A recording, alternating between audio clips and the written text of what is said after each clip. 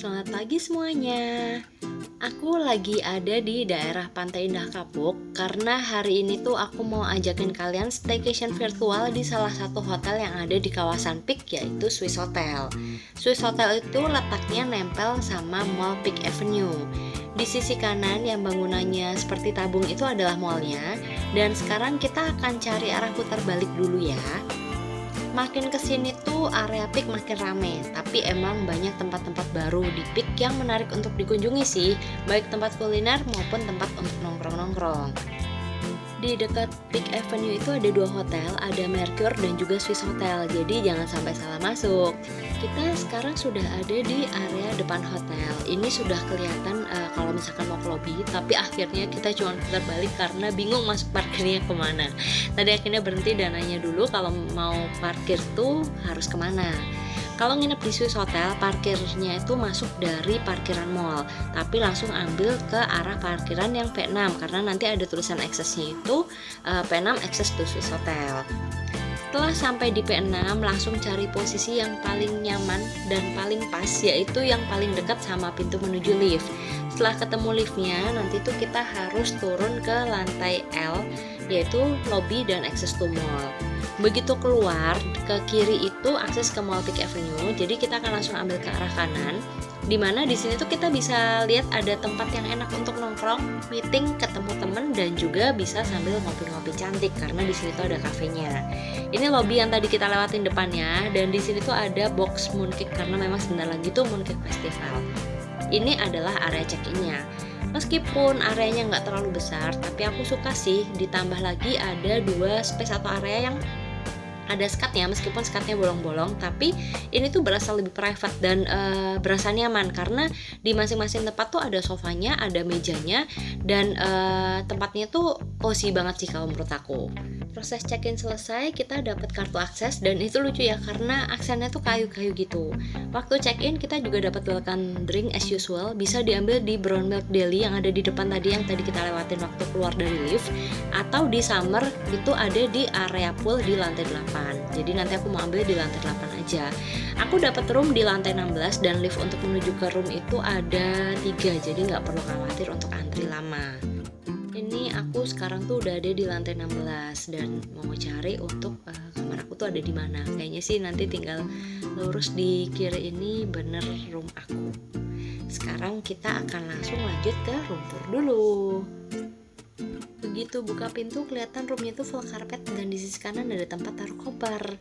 Ada lemari besar banget, ada full kaca, terus ada hanger, dan di sebelahnya itu ada bathrobe dan juga meja setrika dan juga setrikaannya. Terus di bawah tempat koper itu ada drawernya, yang di bagian atas itu isinya ada hair dryer. Jadi hair dryernya itu juga masih dikantongin ya. Lalu di bawahnya ada kantong laundry. Jadi kalau misalkan kita mau laundry tinggal masukin kantong aja. Di sebelah kiri tempat koper itu juga masih ada lemari yang full kaca. Space-nya tuh banyak ya. Di sini tuh ada safety box dan juga ada slippers. Masuk ke area bathroom, space-nya tuh lumayan ya. Maksudnya nggak kecil juga nggak besar banget. Dan di sini kita bisa menemukan ada colokan, ada saklar, ada hand and body, air minum.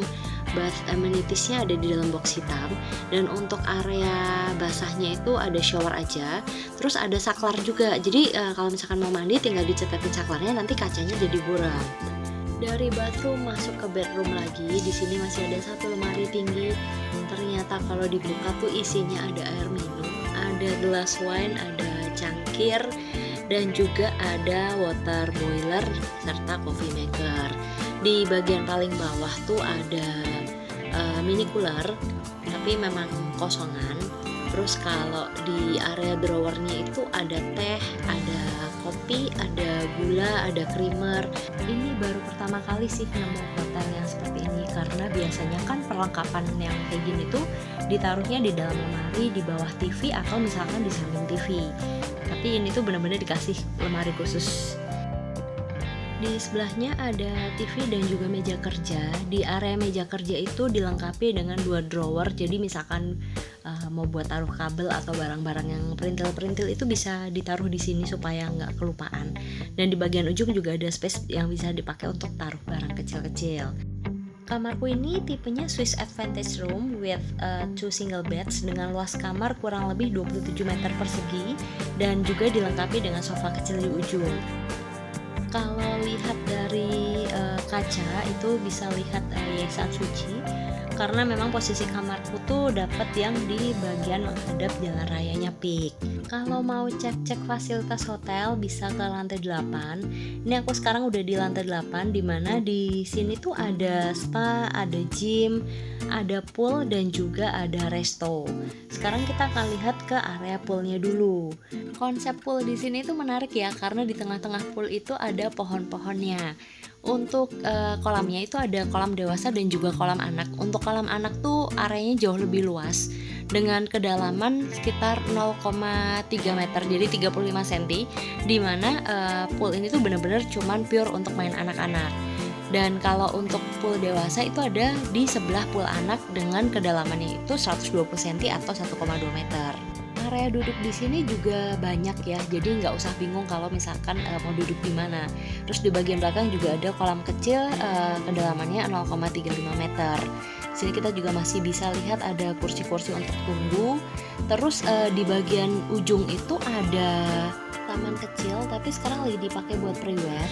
Dan di bagian kirinya itu ada tempat duduk santai. Nanti kalau misalkan udah selesai fotonya, kita akan balik lagi ya untuk lihat ke area tamannya. Sekarang kita akan intip dulu ke area resto, tapi sebelum ke resto kita mau lihat dulu area ganti dan juga showernya itu kayak gimana sih.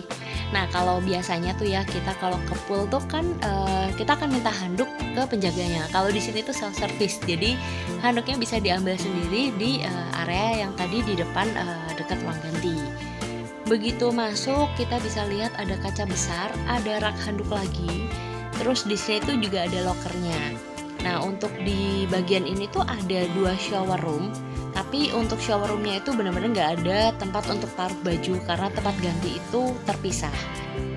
Kamar ganti atau changing room di sini ada 2 dan letaknya itu juga deket kok sama area shower roomnya. Terus juga dilengkapi dengan 2 toilet. Selain itu di area ini tuh juga ada steam room atau ruang sauna, dimana posisinya itu letaknya ada di antara shower room dan juga changing room. Jadi kalau misalkan belum mau mandi, mau sauna-sauna juga boleh banget kesini. Cuman tadi tuh aku coba mau pakai, tapi kok agak bingung ya nyalainnya. Jadi akhirnya nggak jadi karena nggak ada petugas yang bisa ditanyain sih di dalam sini tadi. Di depannya ada stand popcorn dan juga area main dart. Untuk resto yang ada di area pool ini namanya Summers at the Pool. Tadi waktu check-in kan kita dapat fasilitas untuk welcome drink yang bisa ditukar di cafe yang ada di area lobby atau di lantai 8. Nah kalau misalkan mau tuker di lantai 8 tuh lokasinya ya di Summers at the Pool ini. Di sini kita bisa pilih salah satu minuman dan varian minuman yang ditawarkan di sini tuh banyak banget ya. Jadi ada minuman alkohol, ada yang non alkohol, ada yang coffee dan juga non coffee. Jadi bebas pilih dan karena saking banyaknya tadi sempat bingung juga mau pilih apa. Akhirnya balik lagi kopi lagi. Di sini juga mejanya lagi di set untuk preparation kalau nanti ada yang mau dinner di sini. Balik lagi ke area taman karena yang foto priwet udah pada selesai. Di lokasi ini kita bisa lihat ada banyak rumput kayak rumput ekor kucing. Cuman aku nggak tahu ini benar atau nggak sih namanya. Tapi ada juga beberapa space untuk kita santai-santai karena tempatnya itu ada kotak-kotaknya. Jadi ada per space-nya masing-masing, jadi lebih private. Dilengkapi dengan bantal duduk, ada kursi kecil dan juga ada meja. Jadi enak banget kalau misalkan buat ngobrol-ngobrol santai ataupun buat foto-foto, spotnya juga bagus kok. Dari tadi tuh sering banget dengar suara pesawat karena memang hotel ini tuh dekat sama Bandara Soekarno-Hatta. Setelah semalam tidurnya pules banget, jadi pagi ini bangun tidur langsung lapar dan pengen langsung breakfast di lantai 7. Awalnya tuh booking kamar nggak pakai breakfast, tapi kemarin karena penasaran pengen nyobain breakfast di sini akhirnya nambah. Jadi kemarin tuh nambah 2 orang itu udah termasuk plus sekitar 500.000 ya. Jadi kurang lebih 1 orang 250.000. Lokasi breakfast di sini itu beda sama hotel yang pernah aku kunjungi selama ini. Jadi biasanya kalau untuk breakfast itu kan ada di satu ruangan yang besar gitu ya. Nah, kalau di sini tuh bentuknya bukan yang satu ruangan besar gitu, tapi bentuk ruangannya tuh kayak memanjang. Jadi banyak sekat-sekatnya. Di bagian kiriku tuh ada tempat duduk untuk makan juga. Cuman waktu pertama kali aku lihat vibes-nya tuh kayak Chinese resto zaman dulu ya, karena ada ornamen lukisan di dinding. Terus ada juga guci-guci yang ditaruh di sini. Untuk menu makanan yang ada di area ini tuh ada dimsum, ada siomay, ada lumpia, terus ada juga beberapa makanan lokal. Dan selain itu ada noodle station yang di bagian paling ujung, di mana toppingnya ini tuh menurut aku lumayan lengkap dan nanti akan dibikin sesuai sama requestnya kita. Ini ada di ujung sisi yang satu, nanti ada sisi satunya lagi. Di area ini kita bisa menemukan beberapa jenis minuman. Jadi ada infused water, terus ada Swiss smoothies, ada Swiss Vitality. Terus smoothiesnya tuh juga variasinya banyak ya. Dan juga ada buah-buahan utuh, ada granules corner, jadi ada Coco Crunch, Fruit Loops, ada almonds dan juga beberapa jenis yang lain. Terus yogurtnya juga ada banyak banget. Setelah itu ada area live station, salad bar lengkap, dan yang ada di paling ujung itu ada wine counter. Jadi kalau beli breakfast bisa minum wine. Ya enggak juga sih, karena untuk wine ini tuh harus berbayar ya. Kalau kalian mau yang gratis mendingan agak melipir sedikit, karena di sini kalian bisa dengan gratis menikmati jamu yang disediakan oleh Peak Swiss Hotel. Untuk di area ini mayoritas memang isinya itu lebih banyak tempat duduk dan memang berasa lebih private aja. Maju lagi, ini menu breakfast yang selalu ada di semua hotel, yaitu ada counter egg station, terus ada soup, potato wedge, baked bean, dan juga ada sosis. Jadi kalau ini udah menu wajib yang selalu ada di semua hotel dimanapun kita kunjungin. Nah, yang paling menarik di sini tuh, jadi di Swiss Hotel ini tuh ada Middle Eastern corner. Jadi menu-menu makanan yang ditawarkan di sini tuh menu-menu Timur Tengah. Ini tuh jujur aku tuh nggak hafal namanya karena aku juga baru nemuin di sini, tapi varian makanannya itu lumayan lengkap ya. Dan aku tadi sempat coba yang di bagian makanan pertama, aku lupa namanya apa, tapi itu kayak pisang terus dikasih dried fruit. Tapi enak banget sih karena aku sampai 2 kali ambil. Ada nasi, ada ayam, terus ada meatballs juga. Meatballsnya menurut aku agak pedes. Cuman pedesnya itu beda ya, karena mungkin kalau masakan Timur Tengah tuh lebih banyak kayak rempah-rempahnya. Meskipun tampilan menunya itu nggak seindah dengan menu yang lain, tapi jangan salah ya, rasa untuk makanan Middle Eastern di sini tuh enak-enak. Jadi kalian kalau pas kesini wajib banget cobain di sini. Di depan Middle Eastern Corner ada local food. Jadi ini tuh lebih banyak ke menu berat, tapi menu beratnya tuh menu masakan Indonesia. Jadi kalau misalkan kalian lebih suka yang taste-nya original, bisa ambil di sini. Ada juga gorengan dan assorted sambals. Untuk melengkapi, biasanya kan kita kalau makan tuh harus ada sambalnya ya.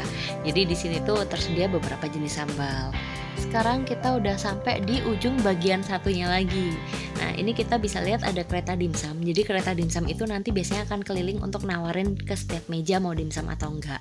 Di bagian paling ujung ada area pastry dan juga bread corner. Terus kalian juga bisa pesan waffle di sini. Tempat duduk di sini tuh nggak saling berdekatan, jadi lebih nyaman juga untuk kita makan.